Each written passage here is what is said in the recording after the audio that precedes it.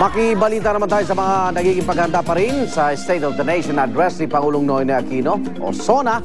Darito muli Susan Enriquez dyan po sa St. Peter's Church sa Commonwealth Avenue. Susan.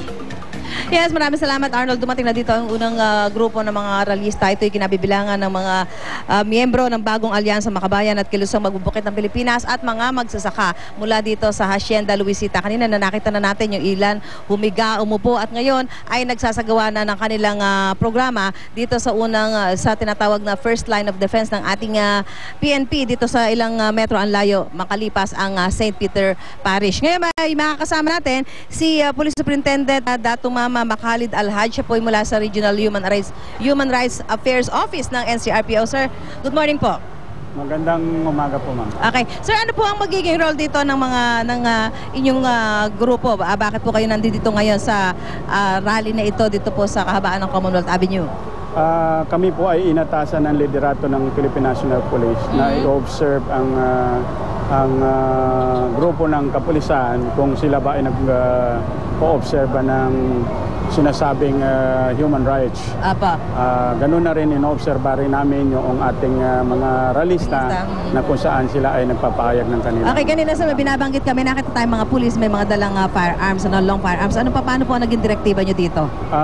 Nung kami po ay dumating dito at nakita namin na yung mga tactical unit natin ay nandito, ang ating sinigurado na sila ay malayo doon sa ating mga kapulisan na kung saan ay nagtatayo bilang CDM. Okay, maraming salamat po sir. At good luck po dun sa ating magiging trabaho ngayon dito.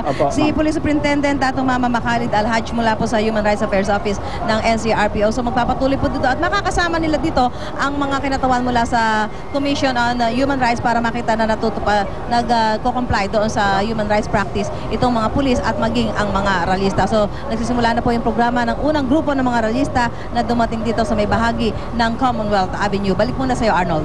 Okay, maraming salamat Susan Enriquez. Magbabalik ang unang hirit.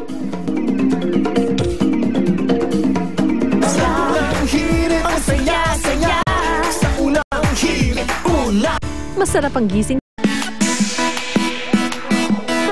Okay, makigang thank you po sa pagtambay at mamayang hapon, sabay-sabay po nating tutukan ang ikalawang State of the Nation Address ni Pangulong Noynoy Aquino sa GMA News TV at siyempre Super Radio DZBB. At bukas, tuloy po ating pagsuri at pagtalakay kung anong babanggitin mamaya ni Pangulong Noy.